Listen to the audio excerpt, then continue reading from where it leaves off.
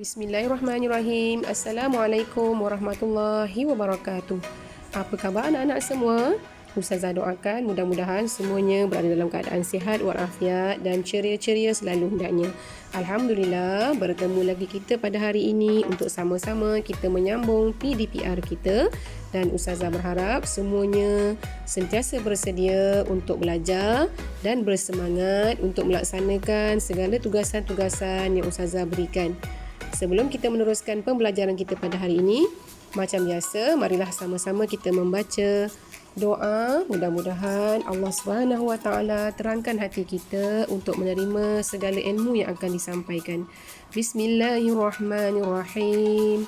Allahumma aftah alaina hikmataka wanshur alaina min khazaini rahmatika ya arhamar rahimin.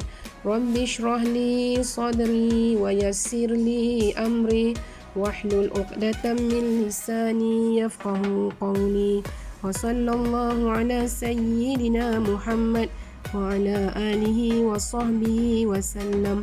Walhamdulillahi rabbil alamin. Amin. Pada hari ini kita akan belajar mata pelajaran sirah darjah 4. Dan Ustazah harap semuanya telah pun bersedia dengan kitab dan telah pun bersedia untuk sama-sama kita belajar tajuk yang baru. Anak-anak bolehlah buka kitab muka surat 16 dan 17 untuk sama-sama rujuk apa yang kita akan belajar sebentar lagi.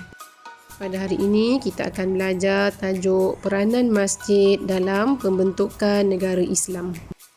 Peranan masjid yang pertama adalah sebagai pusat ibadah, iaitu tempat umat Islam mengerjakan ibadah fardu ataupun ibadah sunat seperti solat fardu 5 waktu, solat Jumaat, solat-solat sunat, solat jenazah, bacaan Al-Quran, amalan-amalan zikir dan juga wirid. Masjid juga merupakan pusat kemasyarakatan, iaitu sebagai nadi penggerak dakwah dan juga aktiviti kemasyarakatan seperti sambutan Maulidur Rasul, ceramah-ceramah agama, forum-forum dan juga lain-lain. Seterusnya, masjid juga adalah merupakan pusat pendidikan dan ilmu pengetahuan. Masjid merupakan tempat pengajian serta pusat mengembangkan ilmu dan syariat Islam. Ada kalanya masjid menganjurkan kelas-kelas fardu ain, kelas-kelas taranum dan juga kelas mempelajari Al-Quran. Masjid juga merupakan pusat politik, iaitu sebagai pusat perbincangan bagi membincangkan dan menyelesaikan masalah negara, dan juga menerima kunjungan diplomatik dan delegasi dari negara Islam atau bukan Islam. Selain itu juga, masjid merupakan pusat ekonomi, iaitu tempat pengurusan dan pentadbiran zakat, pengurusan dan pentadbiran harta wakaf, pengurusan dan pentadbiran jizyah, iaitu cukai, pengurusan dan pentadbiran ghanimah, iaitu harta rampasan perang. Dan semua pendapatan ini digunakan untuk membiayai pendidikan. Yang kedua, untuk perjuangan, iaitu jihad. Yang ketiga, untuk kebajikan dan juga untuk kemasyarakatan. Kesimpulannya, masjid menjadi pusat aktiviti umat Islam. Umat Islam yang hadir ke masjid untuk beribadah akan mendapat ketenangan jiwa.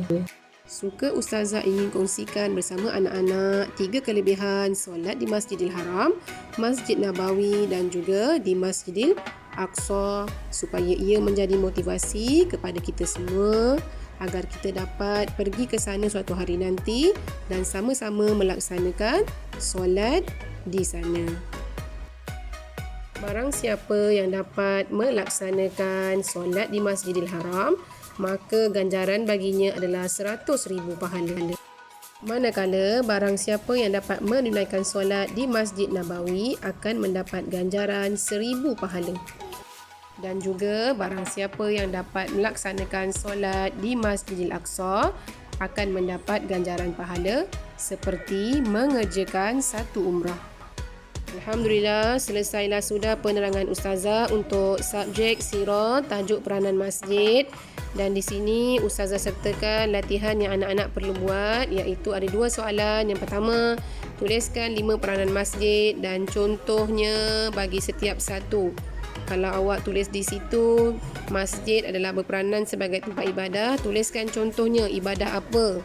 Yang kedua, apakah ganjaran yang diperolehi jika solat dilakukan di 3 masjid yang Ustazah terangkan sebentar tadi. Sampai di sini dulu pertemuan kita untuk kali ini, dan insya-Allah kita akan berjumpa lagi pada masa yang akan datang untuk mata pelajaran dan tajuk yang lain. Sekian, Assalamualaikum warahmatullahi wabarakatuh. Selamat belajar semua.